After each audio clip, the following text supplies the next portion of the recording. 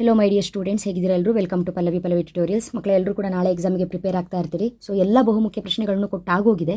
ಆದರೂ ಒಂದು ರಿವಿಷನ್ ಇರಲಿ ಅಂತ ಕಾರಣ 10 ಅಂಕದ ಮತ್ತು 5 ಅಂಕದ ಪ್ರಶ್ನೆಗಳೇನಿದೆ ಎಕ್ಸಾಮಿಗೆ ಬಹುಮುಖ್ಯವಾಗಿ ಕೇಳುವಂಥದ್ದು, ಅದಕ್ಕೆ ನೀವು ಪಾಯಿಂಟ್ಸ್ ಮಾತ್ರ ಬರೆದರೆ ಪೂರ್ತಿ ಅಂಕವನ್ನು ನಿಮಗೆ ಕೊಡೋದಿಲ್ಲ, ವಿವರಣೆಯನ್ನು ಕೂಡ ಬರೀಬೇಕು. ಹಾಗಾಗಿ 10 ಅಂಕದ ಬಹುಮುಖ್ಯ ಪ್ರಶ್ನೆಗಳಿಗೆ ವಿವರಣೆ ಸಹಿತ ವೀಡಿಯೋಸ್ಗಳನ್ನ ಮಾಡಿ ಅಪ್ಲೋಡ್ ಮಾಡಿದ್ದೀನಿ.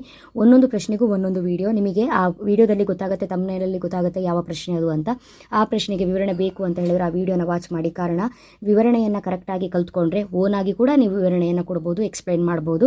ಹಾಗಾಗಿ ಆ ಒಂದು ವಿಡಿಯೋಸ್ಗಳು ನಿಮಗೆ ನಾಳೆ ಎಕ್ಸಾಮಿಗೆ ತುಂಬಾ ಮುಖ್ಯವಾಗಿರುತ್ತೆ.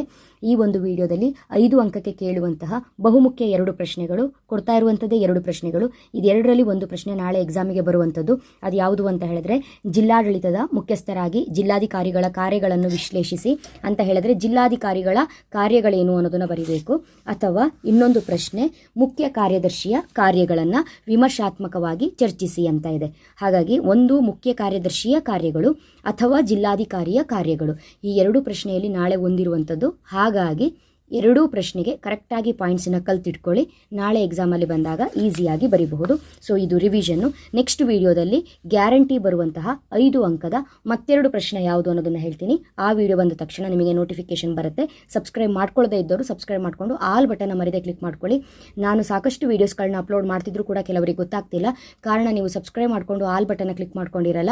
ಆಲ್ ಬಟನ್ ಕ್ಲಿಕ್ ಆಗಿದ್ರಷ್ಟೇ ನಿಮಗೆ ನೋಟಿಫಿಕೇಶನ್ ಬರುತ್ತೆ, ಓಕೆನಾ? ಹಾಗಾದರೆ ಫಸ್ಟು ಮುಖ್ಯ ಕಾರ್ಯದರ್ಶಿಯ ಕಾರ್ಯಗಳು ಯಾವುದು ಅನ್ನೋದು ನೋಡೋಣ. ಪಾಯಿಂಟ್ಸ್ ಇದೆ, ಪಾಯಿಂಟ್ಸ್ ಬರೆದ್ರು ಸಾಕು, ಇದಕ್ಕೆ ವಿವರಣೆ ಅಗತ್ಯ ಇಲ್ಲ, ಎಕ್ಸ್ಪ್ಲನೇಷನ್ ಅಗತ್ಯ ಇಲ್ಲ. ಡೈರೆಕ್ಟ್ ಆಗಿ ಪಾಯಿಂಟ್ ಅನ್ನು ಬರೀರಿ. ಮುಖ್ಯ ಕಾರ್ಯದರ್ಶಿಯ ಕಾರ್ಯಗಳು.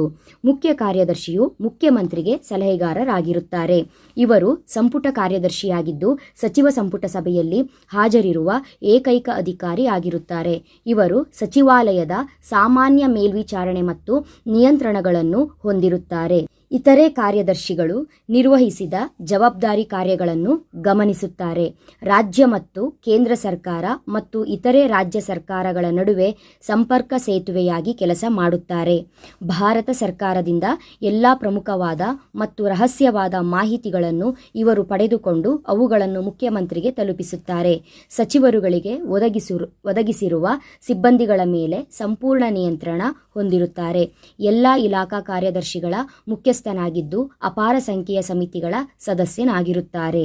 ಜಿಲ್ಲಾಧಿಕಾರಿಗಳ ಕಾರ್ಯಗಳು. ಜಿಲ್ಲಾಡಳಿತವು ರಾಜ್ಯದ ಪ್ರಾಥಮಿಕ ಆಡಳಿತಾತ್ಮಕ ಘಟಕವಾಗಿದ್ದು ರಾಜ್ಯ ಸರ್ಕಾರದ ಪ್ರತಿನಿಧಿಯಾಗಿದ್ದ ಜಿಲ್ಲಾಧಿಕಾರಿಯವರು ಜಿಲ್ಲಾಡಳಿತದ ಮುಖ್ಯಸ್ಥರಾಗಿ ಈ ಕೆಳಗಿನ ಕಾರ್ಯಗಳನ್ನು ನಿರ್ವಹಿಸುತ್ತಾರೆ.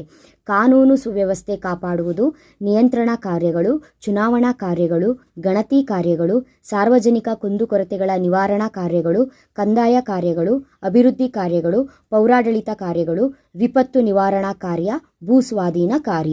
ಈ ರೀತಿ ಜಿಲ್ಲಾಧಿಕಾರಿಗಳು ಶಿಕ್ಷಣ, ಆರೋಗ್ಯ, ಪೊಲೀಸ್, ಖಜಾನೆ, ಅಬಕಾರಿ, ನಾಗರಿಕ ಸರಬರಾಜು ಸೇರಿದಂತೆ ಎಲ್ಲ ಇಲಾಖೆಗಳ ಉಸ್ತುವಾರಿಯನ್ನು ನಿರ್ವಹಿಸುತ್ತಾರೆ.